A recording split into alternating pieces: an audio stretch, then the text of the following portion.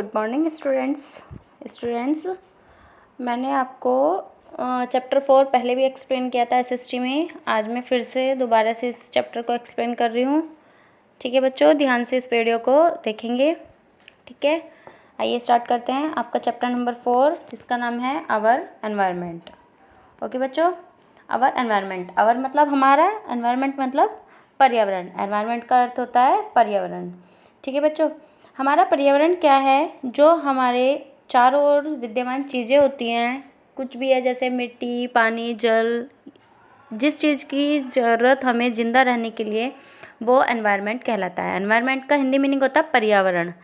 पर्यावरण दो शब्दों से मिलकर बना है, परि प्लस आवरण। परि मतलब चारों ओर और आवरण मतलब हमें ढके हुए या घेरे हुए। जो चीज़ हमारे चारों ओर विद्यमान है, जो चारों ओर हमें फ़ायदा देती है, कुछ भी चीज़, वो क्या है? हमारा एनवायरनमेंट, यानी कि हमारा पर्यावरण है। ओके स्टूडेंट्स, आइए इसे स्टार्ट करते हैं। चैप्टर की फर्स्ट लाइन से पढ़ना शुरू करते हैं।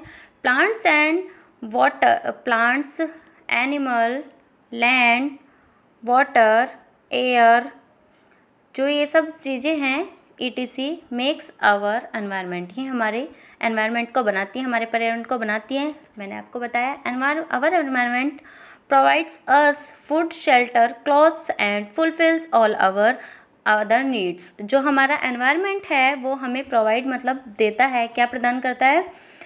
फूड यानी खाना, शेल्टर मतलब छाया, क्लॉथ्स मतलब कपड़े, and fulfils all our other needs, जो इस चीज़ की भी हमें ज़रूरत होती है, इसके अलावा वो सब चीज़ें हमारा एनवायरनमेंट हमें देता है। ओके बच्चों, फॉर एग्जाम्पल, अगर हम एग्जाम्पल के लिए देखें, plants and animals give us food. जो प्लांट और एनिमल्स हैं वो हमको क्या देते हैं? फूड देते हैं। लैंड गिव अस फूड, जो लैंड है, धरती है, हमें फूड देती है, फाइबर देती है, एंड मिनरल्स यानी कि खनिज देती है, ETC, ये सब हमें लैंड से मिलते हैं, वो भी एनवायरनमेंट में आती है। फिर है water is use to produce electricity. जो वाटर है उस चीज़ उसका किस चीज़ में यूज़ किया जाता है? बिजली बनाने के लिए भी यूज़ किया जाता है। ओके बच्चों, ये सब चीज़ें हमारे एनवायरनमेंट में ही है। फिर है प्रोटेक्टिंग नेचुरल रिसोर्सेज। प्रोटेक्टिंग क्या होता है? रक्षा करना। नेचुरल मतलब प्राकृतिक, रिसोर्सेज मतलब स्रोत। जो प्राकृतिक स्रोत हैं हमारे, उनकी रक्षा हम कैसे कर सकते हैं, ये इसमें बताया गया है। All things that are freely available in nature. जो भी चीज़, सभी चीज़ें, ऑल थिंग्स सभी चीज़ें, जो दैट जो आर हैं फ्रीली, बिल्कुल फ्री हैं हमारे लिए, अवेलेबल इन नेचर प्रकृति में, फॉर आवर यूज़ हमारे जो यूज़ के लिए, प्रकृति में जो फ्री की चीज़ें हमें मिलती हैं, जैसे पेड़ पौधे हैं, पानी है, मिट्टी है, ये सब चीज़ें हमें फ्री में मिल रही है, आर कोल्ड नेचुरल रिसोर्सेज, उसको क्या कहा जाता है? प्राकृतिक स्रोत कहा जाता है। हाउएवर, हालांकि, we should neither over use these resources not waste them, हमको इनको बहुत मतलब लिमिट में यूज़ करना चाहिए, एंड इनको वेस्ट नहीं करना चाहिए। Protecting and managing the natural resources is called conservation. Protecting मतलब रक्षा करना, मैनेजिंग मतलब उनके मैनेज बना के रखना, कि हमें जितनी ज़रूरत है सिर्फ हम उसका उतना ही यूज़ कर सकें, ये करना। The natural resources is called conservation. Conservation क्या होता है? बचाव करना, किसी भी चीज़ का बचाव करना क्या कहलाता है? कंजर्वेशन। उसकी रक्षा करना, उसे जितना ज़रूरत है उतना यूज़ करना, ये कहलाता है कंजर्वेशन कहलाता है। फिर है बच्चों, नेक्स्ट लाइन है, simple ways to conserve natural resources include reducing waste. क्या है? अगर हम सिंपल वे में देखें, कंजर्व करना यानी कि संरक्षण करना प्रकृति का, उसके स्रोत का, उसमें क्या इंक्लूड है? रिड्यूसिंग वेस्ट, यानी कि रिड्यूस मतलब होता है कमी, वेस्ट में कमी करनी चाहिए, यानी कि हमें कम से कम चीज़ें वेस्ट करनी चाहिए। प्रिवेंटिंग पॉल्यूशन, प्रिवेंटिंग मतलब रोकना, पॉल्यूशन मतलब प्रदूषण, प्रदूषण को रोकना चाहिए। नॉट कटिंग डाउन ट्रीज, हमें ट्रीज़, पेड़ों को नहीं काटना चाहिए। प्रोटेक्टिंग द वाइल्ड एनिमल्स, हमें जंगली जानवरों की रक्षा करनी चाहिए। एंड प्लांट्स, प्लांट्स की। And reducing use of plastic, और प्लास्टिक का यूज़ नहीं करना चाहिए। Let us read about this methods in this chapter. इस चैप्टर में क्या क्या है, ये हम इस चैप्टर में आगे पढ़ते हैं। ठीक है बच्चों, अब है रिड्यूसिंग वेस्ट, यानी कि वेस्ट को, जो वेस्ट है हमारा, उसको हम फिर से रिड्यूस यानी कि उसका दोबारा से पुनः उपयोग कैसे कर सकते हैं। ठीक है बच्चों, वेस्ट, टाइप्स ऑफ वेस्ट, यानी कि वेस्ट के टाइप क्या है। वेस्ट भी हमारे कई प्रकार के होते हैं। फर्स्ट देखें इसमें, we produce a variety of waste, बहुत सारे पैदा करते हैं हम वैरायटी वेस्ट की। वेस्ट सच एज पेपर, जैसे पेपर का वेस्ट हुआ, ग्लास का एंड रबर का, आर ड्राई वेस्ट। ये क्या होते हैं बच्चों, सूखे वेस्ट होते हैं जो कभी नष्ट नहीं होते और ये बहुत ज़्यादा प्रदूषण भी फैलाते हैं।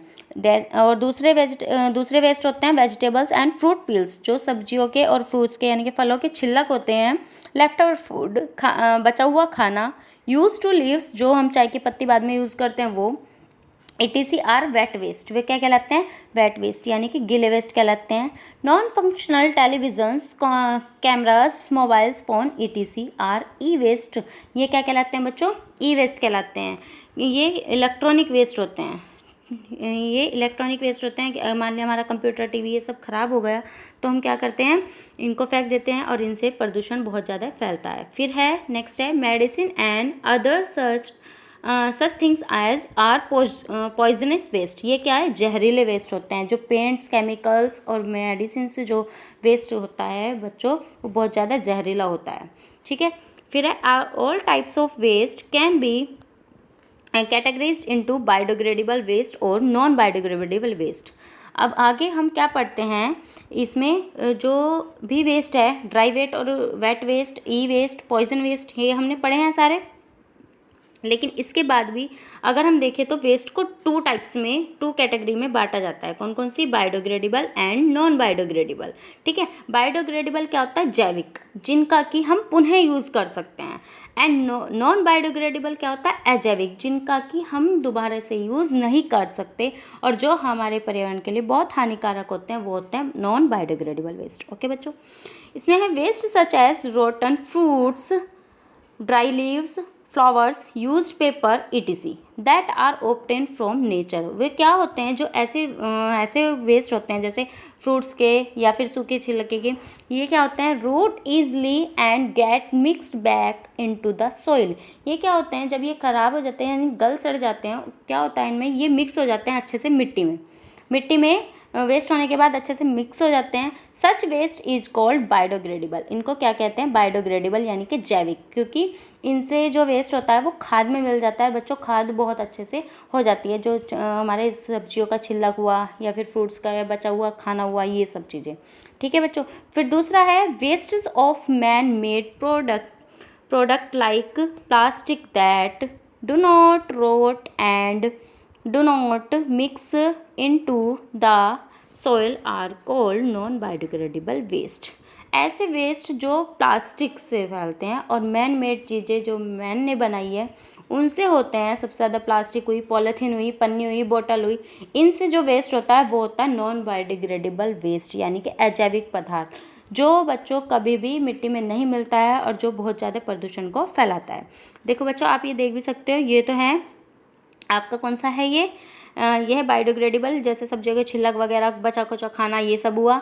एंड ये हुआ नॉन बायोडिग्रेडेबल, जो प्लास्टिक के बैग हुए, प्लास्टिक की बोतल हुई, पन्नी हुई, ये सब क्या होता है, नॉन बायोडिग्रेडेबल, जो कभी भी मिट्टी में नहीं मिलता और प्रदूषण बहुत ज़्यादा फैलाता है। ठीक है बच्चों, फिर है वेस्ट मैनेजमेंट, यानी कि हम वेस्ट को कैसे मैनेज कर सकते हैं। We produce large amount of waste in our homes, हम बहुत सारा जो वेस्ट है वो पैदा करते हैं अपने घरों में, स्कूल्स में, ऑफिस में, ETC, इन सब में बहुत ज़्यादा वेस्ट करते हैं। Often due to inadequate dumping facilities this waste is piled up and burned to or left in heaps where it becomes a breeding ground for germs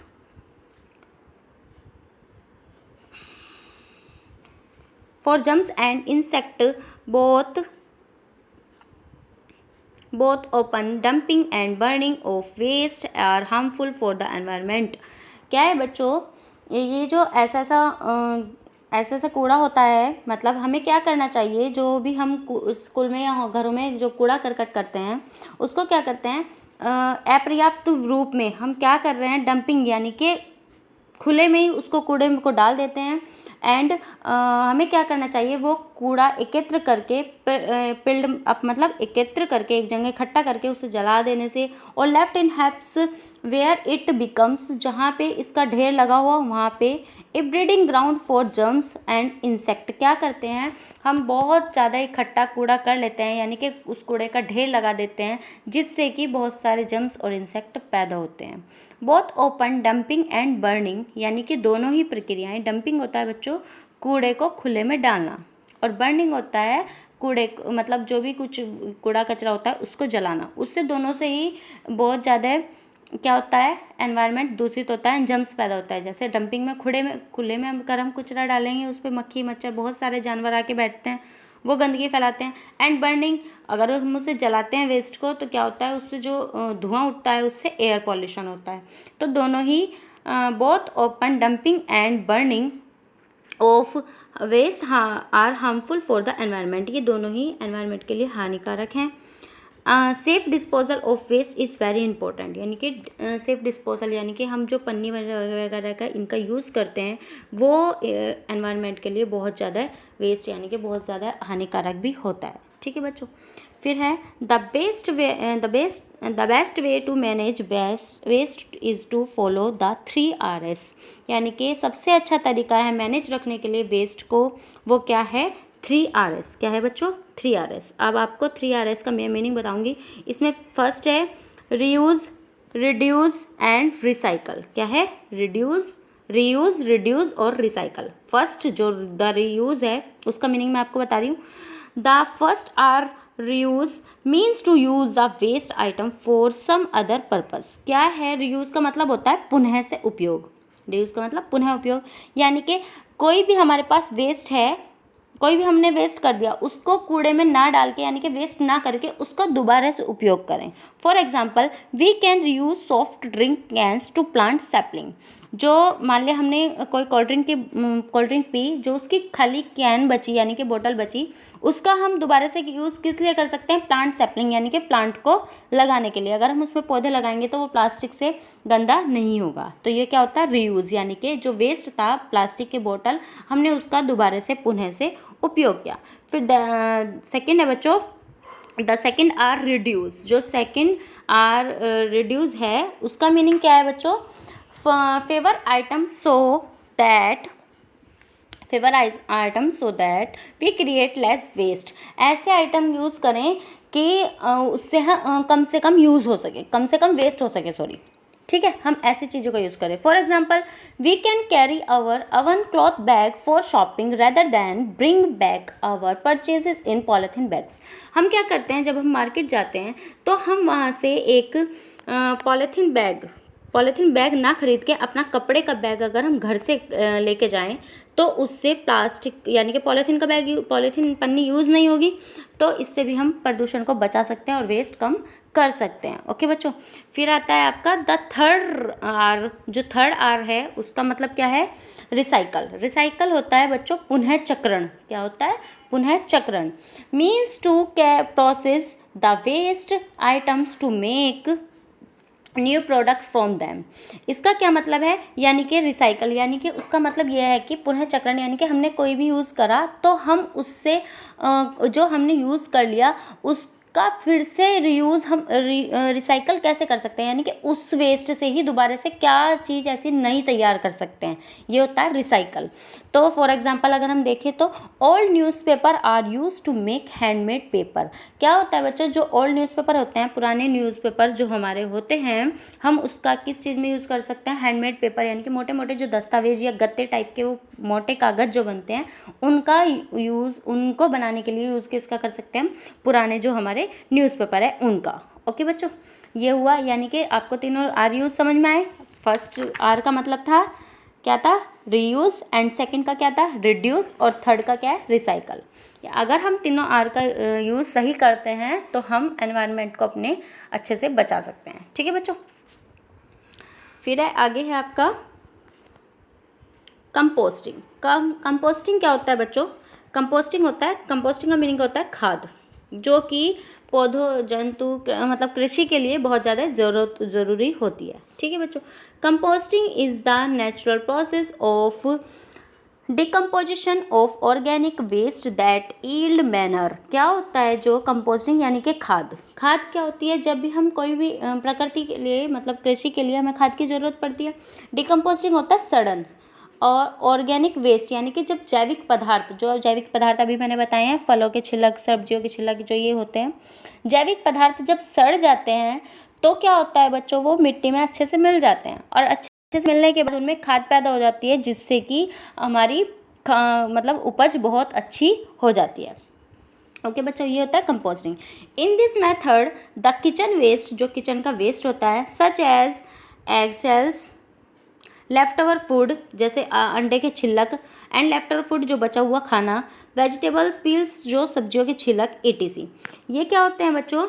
अगर हम इनका यूज़ मतलब क्या करें, इस बर्निड ए पिट, हम क्या करें, एक गड्ढा खोदें, पिट मतलब होता है गड्ढा, एंड कवर्ड विद सोइल, और उसे क्या कर दें, कवर कर दें, किससे? मिट्टी से, to allow to it to decompose, क्या करने के लिए? उसमें सड़न करने के लिए। डिकम्पोज होता है सड़न पैदा करने के लिए। क्या करते हैं, एक गड्ढा खोदते हैं, उसमें सारे छिलक वगैरह सब भरते हैं और उसे मिट्टी से ढक देते हैं। From into a natural fertiliser called compost, उससे क्या होता है, कंपोस्ट यानी कि खाद बहुत अच्छी तैयार होती है। ओके बच्चों, फिर है कंट्रोलिंग पॉल्यूशन, यानी कि पॉल्यूशन को हम कंट्रोल कैसे कर सकते हैं। पॉल्यूशन यानी प्रदूषण को हम कैसे रोक सकते हैं? Pollution is the contamination of air and water that make our environment. क्या होता है पॉल्यूशन? क्या होता है पॉल्यूशन यानी कि प्रदूषण इज द, क्या है, एक कॉन्टामिनेशन होता है संदूषण, यानी कि बहुत ज़्यादा प्रदूषण का ही दूसरा रूप होता है संदूषण, यानी कि जब मिट्टी, हवा और पानी में दूषित पदार्थ मिल जाते हैं तो वो कहलाता है कंटामिनेशन, यानी कि संदूषण हो जाना।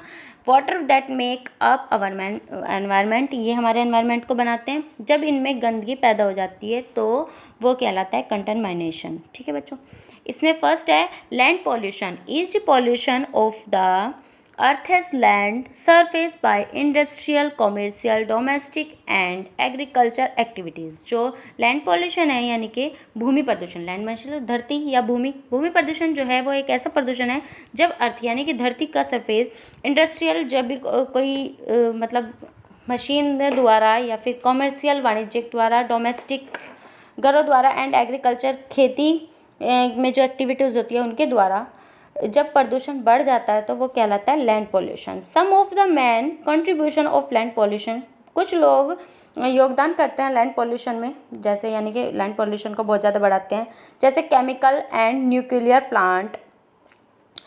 क्या करते हैं वो? Chemical and nuclear plants, industrial factories, oil refineries, human veg, mining, littering and deforestation.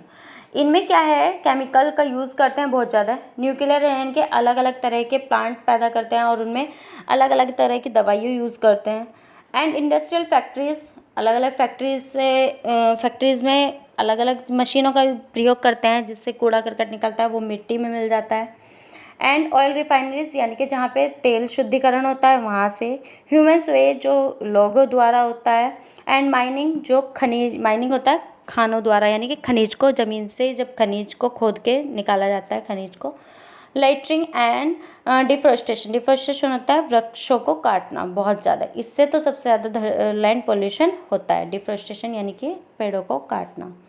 The best way to prevent land pollution is to recycle matter, जो लैंड पॉल्यूशन को रोकने का सबसे बेस्ट वे है, सबसे अच्छा तरीका है, वो कौन सा है? रिसाइकल मटेरियल, यानी कि रिसाइकल यानी कि पुनः चक्रण का उपयोग किया जाए। ठीक है बच्चों, फिर नेक्स्ट है आपका air pollution. Air pollution is the accumulation of hazardous substance in the atmosphere that endangers human life and harms plants and animals। क्या है एयर पॉल्यूशन? यानी कि वायु का प्रदूषण सबसे ज़्यादा हानिकारक होता है बच्चों हमारे लिए एंड प्लांट्स के लिए, क्योंकि सभी को जिंदा रहने के लिए हवा की ज़रूरत पड़ती है। Air pollution is the accumulation होता है बच्चों संचय, क्या होता है? संचय ऑफ हज़ार्डस यानी कि खतरनाक सब्सटेंस, बहुत ज़्यादा खतरनाक तत्वों का इन द एटमॉस्फेयर वातावरण में मिल जाना, दैट एंडेंजर्स जो हमारे लिए खतरनाक हैं, ह्यूमन लाइफ लोगों की लाइफ के लिए, एंड हार्म्स प्लांट और प्लांट को भी हानि पहुंचाते हैं, एंड एनिमल्स को। Some of the main contribution जो इनका मेन कंट्रीब्यूशन है इसमें एयर पोल्यूशन आर ऑटोमोबाइल और emissions and combinations of coal, acid rain and wild fires. किसका योगदान है जो यानी कि जो एयर पोल्यूशन को बढ़ाने में सहायता करते हैं वो कौन कौन से ऑटोमोबाइल इमरजेंसी यानी कि जो भी जैसे वाहन चलते हैं उनका उत्सर्जन होता है उससे हवा वायु का, जो मान लिया बाइक वगैरह भी चलती है उनसे जो निकलती है। कॉम्बिनेशन ऑफ कोयल का मिलना, एंड एसिड रेन अम्ल वर्षा होना, एंड वाइल्ड फायर्स जंगलों में आग लग जाना। इससे बहुत ज़्यादा क्या हो रहा है, एयर पोल्यूशन हो रहा है। ठीक है बच्चों, इसके लिए the best way to prevent air pollutions यानी कि बेस्ट वे सबसे अच्छा तरीका है एयर पोल्यूशन को रोकने के लिए वो क्या है, टू वॉक और cycle more and drive less. क्या करना चाहिए हमें मतलब कम साइकिल को चलाना चाहिए, ज़्यादा से ज़्यादा साइकिल चलानी चाहिए, एंड वॉक पैदल चलना चाहिए, हमें वाहनों का कम से कम यूज़ करना चाहिए। ओके बच्चों, आज के लिए इतना ही, आगे का चैप्टर हम कल रीड करेंगे। Thank you, have a nice day.